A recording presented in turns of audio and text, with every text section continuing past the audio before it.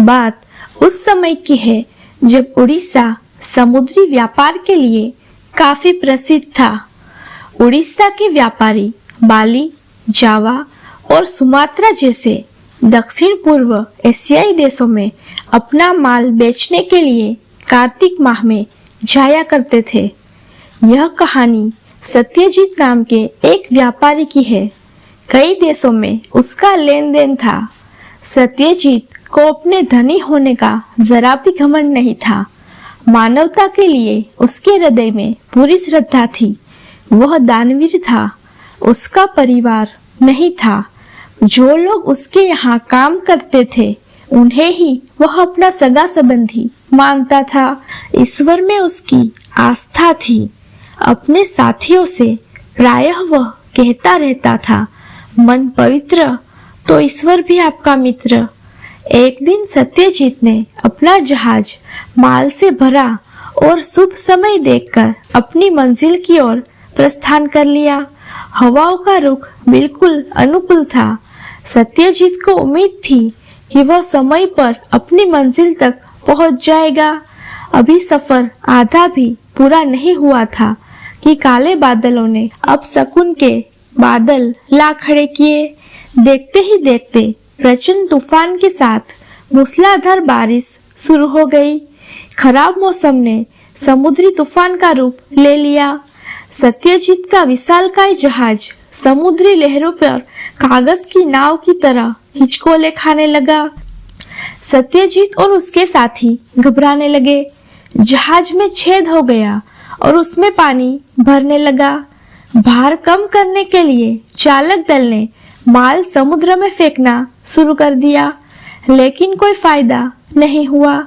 जहाज डूबने लगा। सत्यजीत ने अपने साथियों को समुद्र में कूदने को कहा और स्वयं भी कूद गया। कुछ क्षणों बाद सत्यजीत के सभी साथी उसकी नजरों से ओझल हो चुके थे। जैसे तैसे उसके हाथ लकड़ी का एक तख्त लग गया। वह उससे चिपक गया और लहरों से थपेड़े खाता रहा। आखिरकार तूफान थम गया। बारिश कम हुई। समुद्र की लहरें भी सामान्य होने लगी। तभी सत्यजीत को किसी के चिल्लाने की आवाज सुनाई पड़ी। उसने चारों तरफ देखा। उसका नौकर रघु भी लकड़ी के एक बहुत बड़े टुकड़े को थामे लहरों पर तैर रहा है। उसे देख सत्यजीत की जान में जान आ गई। रघु तैरता हुआ अपने मालिक के पास पहुंचा और दहाड़े मार मार कर चीखने लगा, सब लुट गया मालिक, जहाज भी डूब गया और हमारा भाग्य भी। चिंता मत करो रघु, मन पवित्र तो ईश्वर भी आपका मित्र। पूरी रात वे लहरों के साथ संघर्ष करते रहे। अंधेरे में किसी मछली ने सत्यजीत पर हमला बोल दिया और उसकी आंखों की रोशनी चली गई। सुबह मालिक की आंखों से खून बहता देख रघु चिल्ला उठा, लगता है आपको किसी जीव ने गंभीर चोट पहुंचाई है मालिक, अब क्या होगा? सत्यजीत को दर्द तो हो रहा था, लेकिन वह दुखी नहीं था। वह बोला, अंधा हो गया हूँ पर जीवित तो हूँ। देख लो भगवान मेरे साथ है या नहीं। रघु भाई, किसी और किनारा नजर आ रहा है क्या? किनारा अधिक दूर नहीं था। बिना खतरे के वे किनारे पर पहुंच गए। अपनी जेब से हीरे की एक अंगूठी निकालकर सत्यजीत रघु से बोला, यह लो रघु, इस अंगूठी को यहाँ के किसी जोहरी के पास बेच आओ, इसका अच्छा दाम मिल जाएगा। इनमें से कुछ रुपयों से भोजन की व्यवस्था करो और बाकी घर वापस जाने में काम आएंगे। रघु अंगूठी लेकर वहां से निकल लिया। उसे बाजार में बेचकर रघु को काफी रुपया मिल गया। लालच के कारण वह लौट कर गया ही नहीं। बेचारा सत्यजीत भूखा प्यासा बैठा रघु की प्रतीक्षा करता रहा, पर वह नहीं आया। सौभाग्यवश वहीं से गुजर रहे एक सज्जन पुरुष ने देखा कि एक नेत्रहीन व्यक्ति वहां बैठा है। बदहाल हो चुके सत्यजीत को वह राजा के पास ले गया। राजा ने उसकी कहानी सुनी और दुख प्रकट किया। दयालु राजा ने उसे महल में रहने के लिए आमंत्रित किया।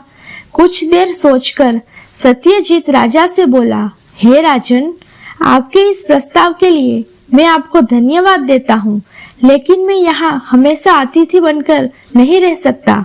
मैं सोचता हूँ कि आप सलाहकार के रूप में मेरी सेवाएं ले। आपके सभी महत्वपूर्ण विषयों पर मैं उचित परामर्श दे पाऊंगा। सत्यजीत के बड़प्पन और आत्मविश्वास से राजा काफी प्रभावित हुआ। उस दिन से सत्यजीत राजा के मंत्रिमंडल में शामिल हो गया। कुछ महीनों बाद किसी दूर देश से हीरो का एक व्यापारी राजा के महल में आया। उसके दिखाए आभूषणों में रानी को एक हीरे की अंगूठी पसंद आ गई और राजा ने सत्यजीत से सलाह लिए बिना अंगूठी खरीद ली। सत्यजीत को जब इस बारे में पता चला तो वह राजा के पास जाकर बोला, आपने अपना वचन नहीं निभाया, मैं अब यहाँ नहीं रुक पाऊंगा। राजा ने इसके लिए माफी मांगी और सत्यजीत को अंगूठी थमाते हुए वह बोला, यह रही अंगूठी, अब जरा देखो और बताओ कैसी है। हीरो को परखने के लिए सत्यजीत को आंखों की जरूरत नहीं थी। उसने अंगूठी पर अपनी उंगलियां फेरी और चिल्लाया, यह तो नकली है। आप चाहो तो इसे किसी विश्वसनीय जोहरी से दिखा लो। जोहरी को बुलवाया गया। उसने भी अंगूठी को देखा और यही बताया कि यह अंगूठी नकली है। सत्यजीत को धन्यवाद देते हुए राजा बोला, आज के बाद मुझसे ऐसी गलती नहीं होगी। मैं तुमसे सलाह लेना कभी नहीं भूलूंगा। कुछ दिनों के बाद एक युवक को दरबार में पेश किया गया।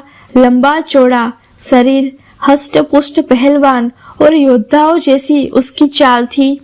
कौन हो तुम और क्या चाहते हो? राजा ने पूछा। मेरा नाम उग्र है। मैं आपके सबसे बड़े शत्रु राजा विभूति के राज्य से हूँ। मैं विभूति की सेना के प्रमुख पद पर 10 वर्षों तक काम किया है। फिर एक दिन में उसके सामने आपकी प्रशंसा करने की गलती कर दी।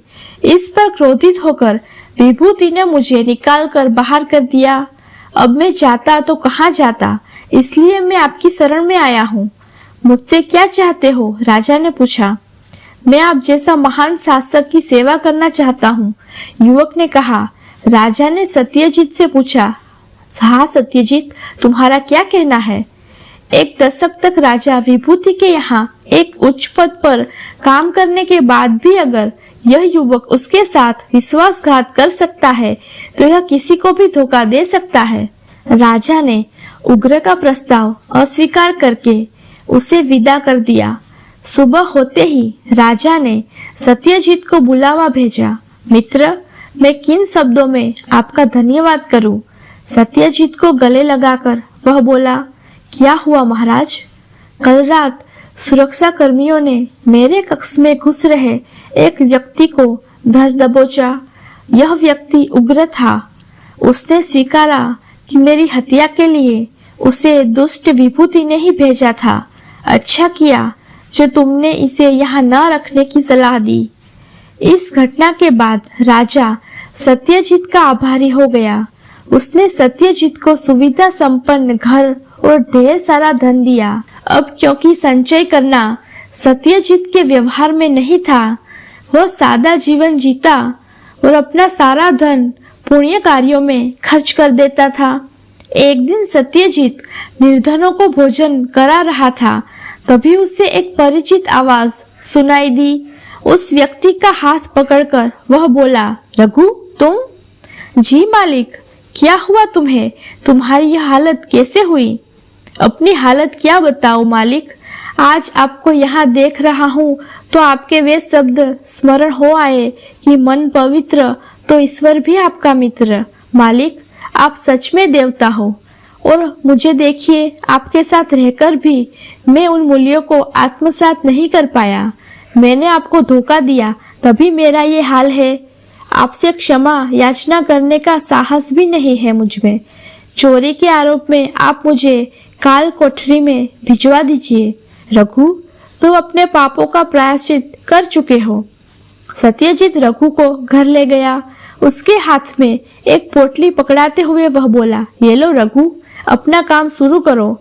निष्कपट भाव से खूब परिश्रम करो और मेरी उस बात को हमेशा ध्यान में रखना। रघु विनम्रता से बोला, कभी नहीं भूलूंगा मालिक। सत्यजीत के पांव छूकर वह निकल पड़ा। 2 वर्ष बीत गए। एक दिन सत्यजीत अपने घर में पूजा पाठ कर रहा था। तभी एक आवाज उसके कानों में गूंजी, मालिक कहाँ है आप? देखिए मैं आपके लिए क्या लाया हूँ। अरे रघु, तुम कहाँ थे इतने दिन? सत्यजीत हैरान होते हुए बोला, मालिक मैं आपके हर प्रश्न का उत्तर दूंगा, पहले आप लेट जाइए। रघु ने सत्यजीत की आंखों में हरे रंग की एक औषधि की 3 बूंदें डाली। जलन के मारे उसका बुरा हाल हो गया, लेकिन कुछ ही पलों में उसकी यह पीड़ा ठंडक में बदल गई। सत्यजीत की आंखें बंद थी। काफी देर बाद रघु बोला, मालिक अब धीरे धीरे आंखें खोलिए। सत्यजीत ने जैसे ही अपनी आंखें खोली, वह चिल्ला उठा। वह रघु को, अपने कक्ष को, अपने घर को, सबको देख पा रहा था। अपनी आंखें मलते हुए वह बोला, मैं सपना तो नहीं देख रहा, मेरी आंखों की रोशनी लौट आई है। कहाँ से ले आए ये जादुई औषधि? आपकी दी गई राशि से मैंने अपना एक छोटा सा व्यापार शुरू किया। एक व्यापारिक यात्रा के दौरान मुझे एक सज्जन व्यक्ति मिला जो जड़ी बूटियों से औषधि बनाने में निपुण था। उसकी बनाई औषधियाँ कई असाध्य रोगों में कारगर है। यह औषधि मैं उसी से लेकर आया हूँ। खुशी के मारे सत्यजीत ने रघु को गले से लगा लिया और आशीर्वाद दिया, ईश्वर सदा तुम्हारे साथ रहे।